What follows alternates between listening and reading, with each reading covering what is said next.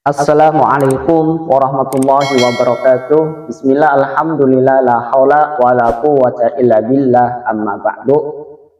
Kembali ke channel Panduan Ibadah AR yang insya Allah kita di sini saling belajar satu sama lain.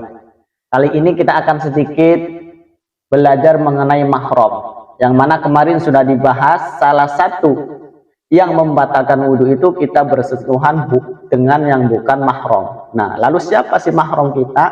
Mahram ini orang yang tidak membatalkan wudhu kita ketika kita bersentuhan dan haram untuk dinikahi. Nah, di sini ada 3 pembagian mahram. Yang pertama ada mahram nasab atau mahram keturunan. Yang kedua ada mahram susuan. Yang ketiga ada mahram pernikahan. Nah, yang ketiga ini juga ada kategori-kategorinya. Yang pertama mahram nasab atau keturunan. Kita hapus terlebih dahulu. Mahram nasab atau mahram keturunan yaitu dari keturunan kita sampai Nabi Adam alaihi salam, yaitu dimana asal usul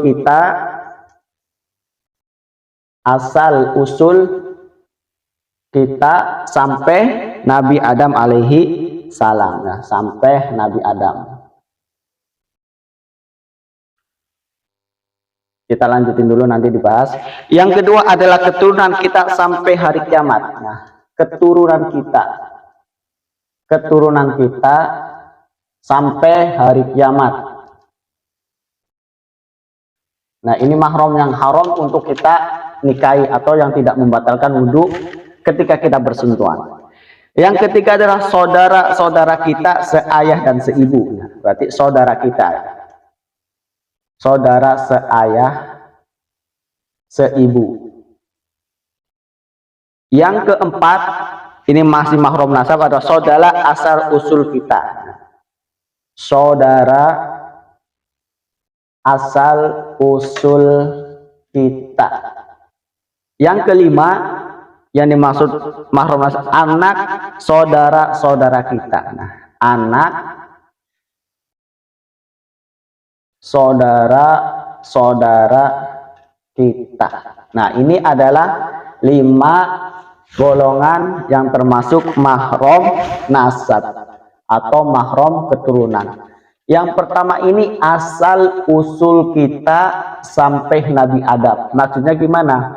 Contoh, kita punya ibu. Nah, kalau kita laki-laki kita punya ibu. Nah, ibu ini mahram. Kita terlahir dari ibu, kita haram nikah dengan ibu kita sendiri. Kemudian ibu punya ibu lagi, yaitu nenek. Nah, kita juga haram menikah dengan nenek. Nenek juga punya ibu, terus sampai ke Nabi Adam atau Siti Hawa. Begitu pula kalau perempuan ini haram menikah dengan ayah. Ayah punya ayah lagi, kakek, sampai ke Nabi Adam. Nah, ini adalah mahram secara asal usul kita sampai Nabi Adam. Jadi ke ibu, ke nenek dan seterusnya itu haram untuk kita nikahin, atau ke ayah sampai ke Nabi Adam alaihi salam. Yang kedua masih mahram nasab, keturunan kita sampai hari kiamat. Nah, keturunan kita sampai hari kiamat itu siapa? Anak. Nah, anak kita itu haram untuk kita nikahi, meskipun anak kita cantik atau ganteng, kita tertarik, kita tergoda, haram untuk dinikahi. Kemudian setelah anak ini punya anak lagi, berarti namanya cucu. Nah, cucu. Nah, cucu haram untuk kita nikahi. Ternyata cucu ini nikah, punya anak lagi, apa namanya? Cicit. Dan seterusnya sampai hari kiamat. Maka kita haram untuk menikah. Kalau kita sebagai seorang bapak haram dengan anak perempuan, cucu perempuan. Kalau ibu berarti haram menikah dengan anak laki-laki, cucu laki-laki dan seterusnya. Nah, ini karena keturunan sampai hari kiamat. Yang ketiga selanjutnya masih mahram nasab atau keturunan, yaitu saudara seayah dan seibu. Nah, saudara seayah dan seibu ini maksudnya apa? Yaitu kakak kita, adik kita. Nah, ini masih saudara kita, kakak. adik. Contoh kita di tengah-tengah. Kita seorang laki-laki punya kakak cantik perempuan. Meskipun kita tertarik, tetap kita hukumnya haram menikah dengan kakak kita sendiri. Begitu pula kita punya adik, ternyata kita tertarik, tergoda, maka tetap hukumnya haram kita menikah dengan adik kita. Nah, makanya ini nggak boleh. Saudara kandung kita itu tetap kita haram untuk menikah. Meskipun kita tergoda, meskipun kita terlena, tetap kita haram untuk menikah dengan saudara seayah dan seibu, yaitu kakak kita, adik kita. Kemudian yang keempat, masih mahram nasab atau keturunan, yaitu saudara asal usul kita. Nah, saudara asal usul kita itu siapa? Yaitu contoh, kita posisikan sebagai laki-laki, kita punya ibu. Ibu ini punya adik perempuan, berarti namanya bibi, ya bibi. Dan ibu juga punya kakak perempuan, berarti namanya bibi uwa, mungkin kalau bahasa Jawa uwa. Nah, maka kita haram nikah dengan bibi atau adiknya ibu, haram nikah dengan kakaknya ibu atau uwa. Begitu pula dari laki-laki, dari ayah kita. Contoh, ayah kita punya adik perempuan namanya bibi, punya kakak perempuan namanya uwa, tetap haram. Atau sebaliknya, yang perempuan juga sama, haram menikah dengan paman. Berarti kalau adiknya ayah berarti paman, atau adiknya ibu paman. Nikah dengan kakaknya berarti uwa. Nah, ini tetap haram menikah dengan saudara asal usul kita. Nah, maka ini diharamkan. Yang kelima, terakhir, masalah mahram nasab.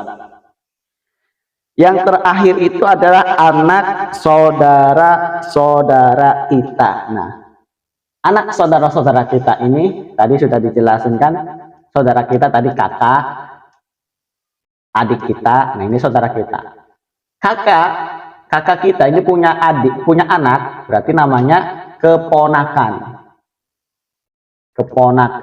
Ya, maka kita haram menikah dengan keponakan kita, atau anak dari kakak kita, atau anak dari adik kita. Ya, maka kita haram menikahnya dan tidak membatalkan wudhu.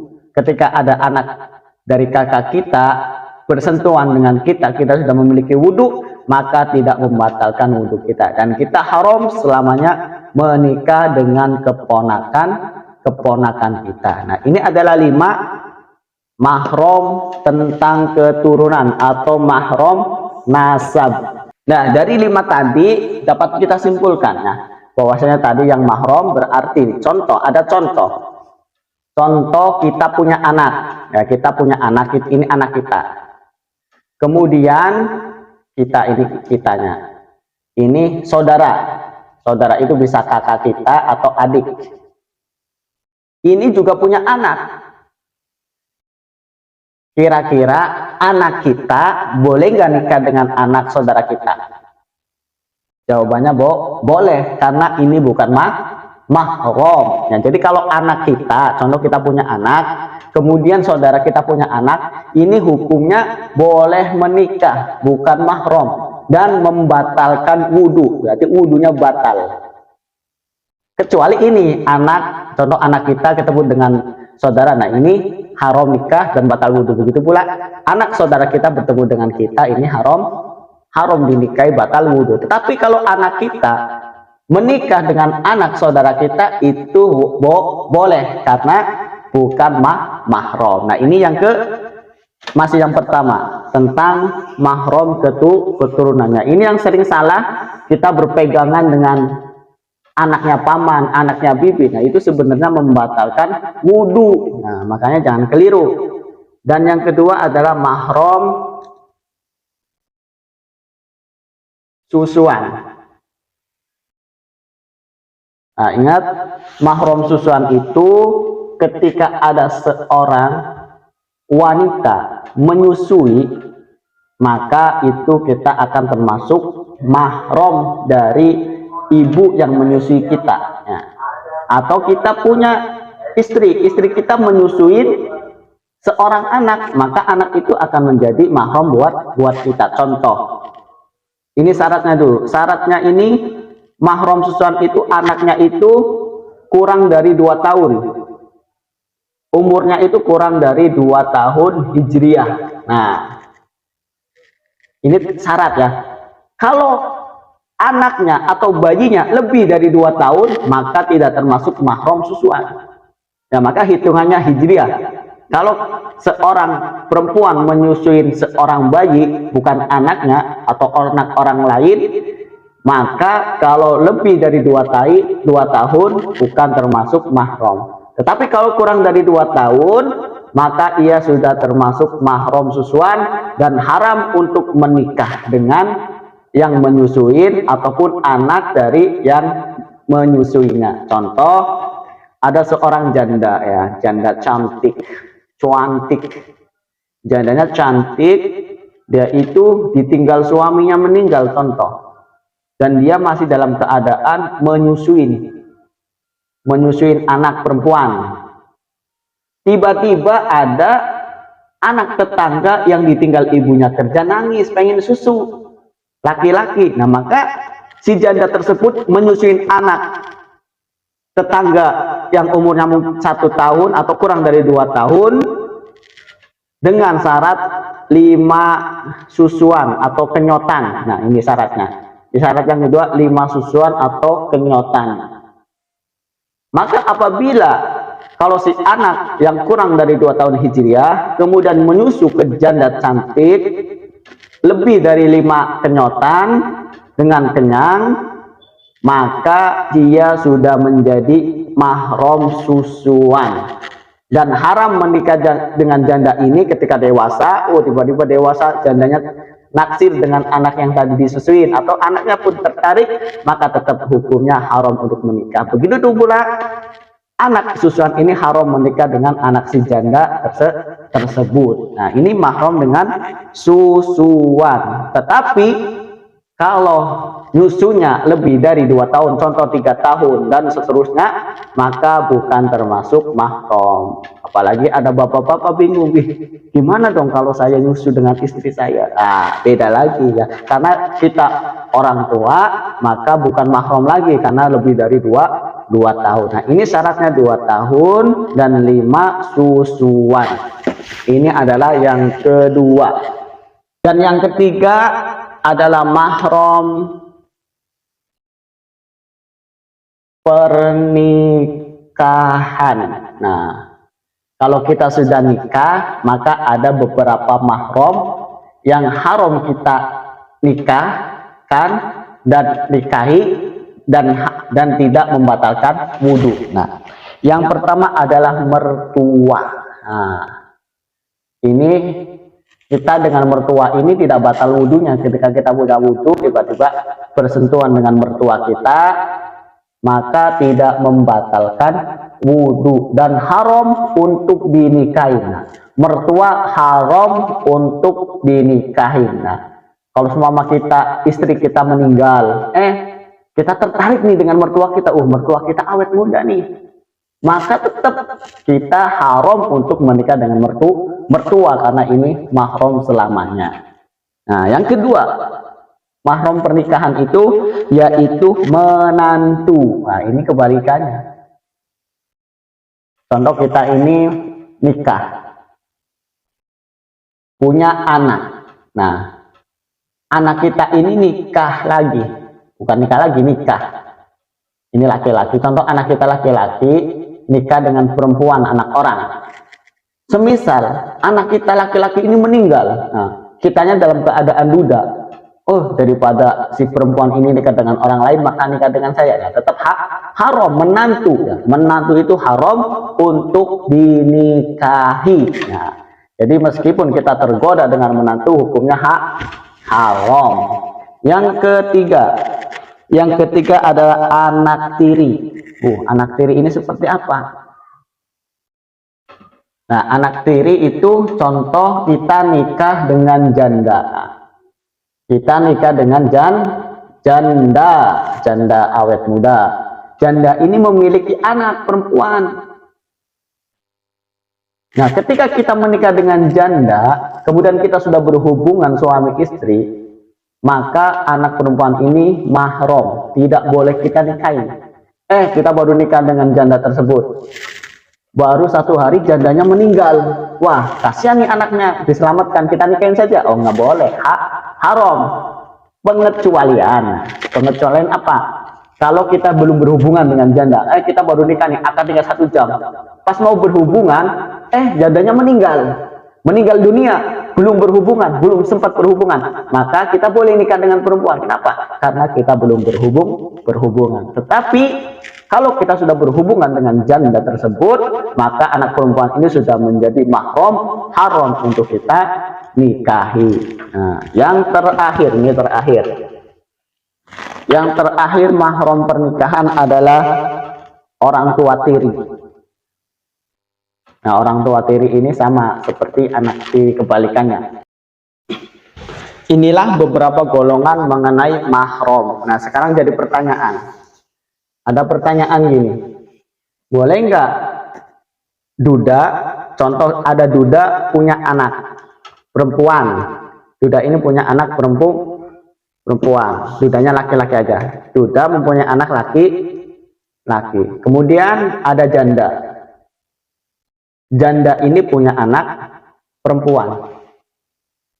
Nah, ketika duda menikah dengan seorang janda, boleh nggak anak duda ini laki-laki nikah dengan anak perempuan si janda? Nah, jawabannya boleh, karena ini bukan mahram, karena ini bukan saudara dari bapak kita. Nah, karena ini anak orang lain, anak dari janda dan bapaknya yang lain. Jadi boleh. Jadi kalau mau sepaket, duda tertarik dengan janda, kemudian si anak laki-lakinya tertarik dengan perempuan anak janda, boleh nggak nikah secara langsung? Boleh, ngirit biaya malah ya. Jadi si duda nikah dengan jandanya, kemudian anak duda nikah dengan anak janda. Nah, ini dibolehkan. Nah, ini boleh. Yang nggak boleh ini ketika duda nikah dengan janda, anak duda nikah dengan jandanya. Nah, atau sebaliknya, perempuan nikah dengan dudanya kalau sudah berhubungan. Nah, tapi atau dibalik, jandanya nikah dengan anaknya, kemudian dudanya nikah dengan anak janda, boleh nggak?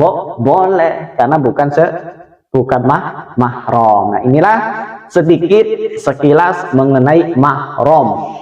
Ya, jadi bagi teman-teman yang mungkin sudah paham mengenai mahram, semoga menjadi lebih paham. Dan jika mungkin ada kesalahan, kekeliruan, karena kita manusia, al-insanu ma'al khata'i wan nisyan. Jadi manusia itu tempatnya salah dan lupa. Oleh karena itu silakan kalau ada kesalahan, kekeliruan, bisa diperbaiki, bisa dikomen, bisa kita saling menasihati satu sama lain. Semoga bermanfaat. Mohon ampun kepada Allah, mohon maaf kepada semuanya. Wabillahi taufiq wal hidayah. Assalamualaikum warahmatullahi wabarakatuh.